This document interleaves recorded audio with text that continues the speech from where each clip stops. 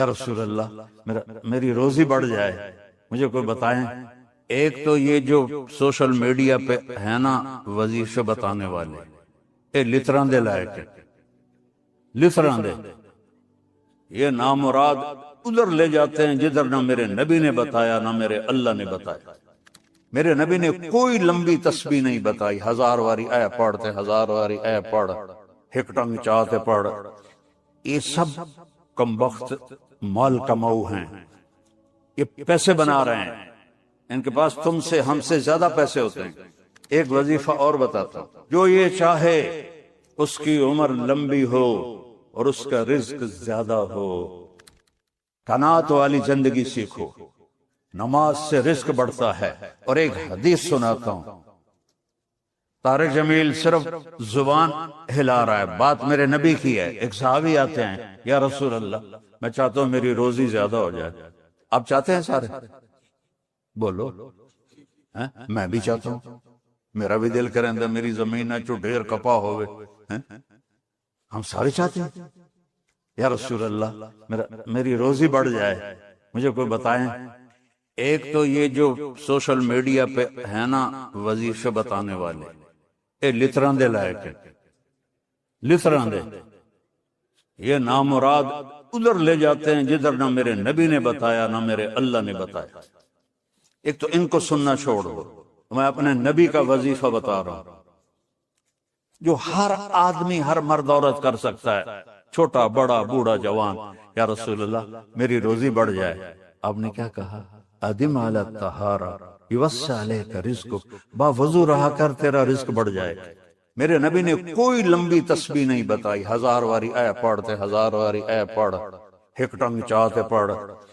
یہ سب کمبخت مال کماؤ ہیں، یہ پیسے بنا رہے ہیں، ان کے پاس تم سے ہم سے زیادہ پیسے ہوتے ہیں۔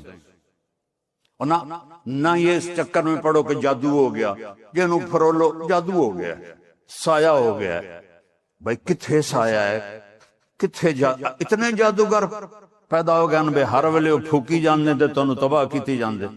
یہ سب فراڈ ہیں، یہ جو جادو ہو گیا اور جادو کے عمل کرنا پڑے گا اور ہانڈی چڑھانی پڑے گی اور پتہ نہیں کی کرنا پڑے گا، زمین میں دبانا پڑے گا، یہ سارے علود پٹھے نے، اور تسی سارے بے وقوف ہو جڑے انہاں دے مگر لگے ہویا۔ میرے نبی کا وظیفہ سنو، ادم علی الطہارہ یوسع علیک رزق، تو باوضو رہ تیرا رزق بڑھ جائے گا۔ ایک وظیفہ اور بتاتا ہوں، میرے نبی نے فرمایا، یہ آپ نے خود فرمایا، یہ باوضو رہنے کا پوچھنے پہ ایک صحابی نے پوچھا کہ میں چاہتا ہوں میرا رزق بڑھ جائے، تو آپ نے فرمایا باوضو رہا کر رزق بڑھ جائے گا۔ اور باوضو رہنے کے کچھ اور فائدے بتاؤں۔ ایک دفعہ شیطان ہمارے نبی کی خدمت میں حاضر ہوا، آپ نے فرمایا یار اعتدا سے تیرے دشمن کتنے ہیں؟ کہنے لگا 15۔ تو آپ نے فرمایا کون؟ کہ پہلے تو تسی ہو، پہلے دشمن تو میرے تسی۔ پھر اس نے فہرست گنائی، بات لمبی ہوتی جا رہی۔ اس نے کہا پھر وہ مومن مرد اور عورت جو باوضو رہتے ہیں وہ میرے بڑے دشمن ہیں، ان سے مجھے ڈر لگتا ہے۔ اور باوضو سو جاؤ تو موت آ گئی تو شہادت کی ہوگی، باوضو سو جاؤ تو ایک فرشتہ تمہارے لیے دعا کرتا رہے گا، باوضو سو جاؤ شیطان ڈر کے پیچھے ہٹ جائے گا۔ اور ایک بتا رہا ہوں جو میرے نبی نے خود بتایا پوچھنے کے بغیر، جو یہ چاہے اس کی عمر لمبی ہو اور اس کا رزق زیادہ ہو تو وہ اپنے ماں باپ کی خدمت کرے۔ تمہاری تو جابیں ہیں نا، تم کہاں ماں کو پوچھ سکتے ہو، جاب ہے۔ میرے نبی نے اپنے ماں باپ کو خوش کرے اور اپنے رشتے داروں پہ خرچ کرے اور ان سے اچھا سلوک کرے، اللہ اس کی عمر بھی بڑھائے گا، اس کا رزق بھی بڑھائے گا۔ اور ماں باپ کی دعائیں وہاں پہنچا دیتی ہیں اللہ کی قسم جہاں کوئی نہیں پہنچ سکتا۔ میں نے اس زمانے میں میڈیکل چھوڑا جب ڈاکٹر ایک بہت بڑی تصویر تھی، چونکہ وہ ڈاکٹر تھے، بیوپاری نہیں تھے، سوداگر نہیں تھے، ادومی لے لو ادومی لے لو ادومی لے لو، ڈاکٹر تھے۔ اور مولوی ایک کیڑا تھا، کیڑا، گندگی کا کیڑا۔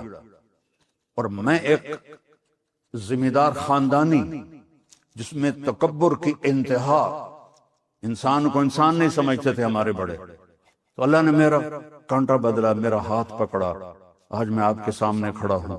یہ اس کی مہربانی ہے، اس کا کرم ہے، اس کا فضل ہے، اس کا احسان ہے۔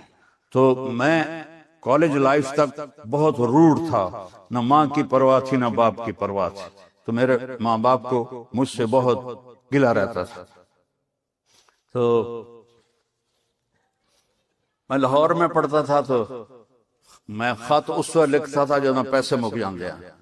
تو ایک دفعہ میرے باپ نے مجھے خط لکھا، بیٹا جب پیسے ختم ہوتے ہیں تو خط لکھتے ہو، کبھی ایویں بھی خط لکھ دیتا کر وہی تیرا کی حال ہے۔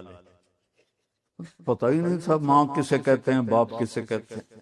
تو نبی کی زندگی پڑھی تو پتہ چلا، آپ اندازہ لگائیں۔ بیٹا بہ جا بہ جا۔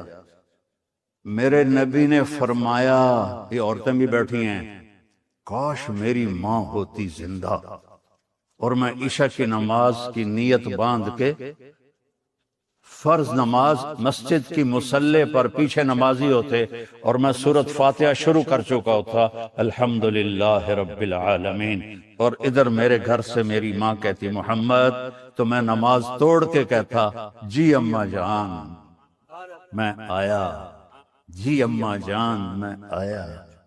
یہ ماں کا مرتبہ بتایا۔ یہاں تو صرف پونڈ کو دنیا جانتی ہے، میرا نبی بتا رہا ہے ماں باپ کی خدمت کرو، رزق بڑھے گا۔ اپنے رشتہ داروں سے لڑو نہیں، اچھا سلوک کرو۔ عام طور پر رشتہ دار آپس میں سینگ پھنسے ہوتے ہیں، اور ہمارے ذمہ داروں میں تو ویسے ہی توبہ توبہ توبہ توبہ، اسی لیکا چھک دیتا ہے۔ سمجھتے ہو اس بات کو؟ لیکا چھک دیتا کیا مطلب؟ کہ بس ہم نے دیوار کھڑی کر دی ہے، نہ اس کو ملیں گے، نہ اس کی شادی میں، نہ اس کی غمی میں، نہ اس کے جنازے میں، نہ اس کی میت میں۔ اس حد تک سنگین ہو جاتے ہیں۔ اور میرا نبی کہہ رہا ہے رشتہ داروں کی سختی کے باوجود اچھا سلوک کر، ماں باپ کی دعائیں لے، تو اللہ تیرا رزق بڑھا دے گا۔ تو جب میں تبلیغ میں لگا، مدرسے میں داخل ہوا، میرے والد اتنے ناراض ہوئے کہ مجھے گھر سے نکال دیا۔ 23 نومبر 1972، یہ تو مولوی بننا تھا، میرے گھروں نکل جائے۔ 2 باری میرے والد اتنے جابر ذمہ دار تھے کہ لوگوں کے پیشاب نکل جاتے تھے جب وہ گرجتے تھے، درخت سے باندھ کے مارتے تھے۔ مجھے کہا، اور میری عمر کتنی؟ 18 سال۔ میں خود حیران ہوتا ہوں کہ ایڈی چھوٹی عمر میرے اللہ نے میروں کیویں ہمت دیتی۔ میں کہا نہیں، میں مولوی بننا ہے۔ پھر میرے باپ نے کہا اچھا نکل جا میرے گھروں، 2 دفعہ کہا نکل جا میرے گھر۔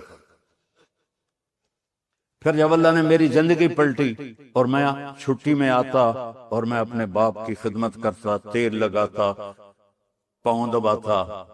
نوکر ہوتے تھے، نوکرانوں تو ہوب نہیں نا، انہیں تو انجن کرنا ہوندا ہے۔ تو ایک ہمارے بزرگ لیٹے ہوئے تھے، ان کو لوگ دبا رہے تھے، تو کسی نے آپ پوچھا حضرت کیا حال ہے؟ کہا جی بس میں صبر کا ثواب لے رہا ہوں اور یہ تھکن کا ثواب لے رہے ہیں۔ تو میں اپنے باپ کو بڑے دل سے دباتا، تو مجھے میرے باپ کی دعا لگی۔ وہ کہتے پتر میریاں اکھیاں تے نہیں ویکھنا، پتر میریاں اکھیاں تے نہیں ویکھنا، پر تو ویکھی ایک دن اللہ تینوں بڑی عزت دے سی۔ یہ میرے باپ کی دعا مجھے دی۔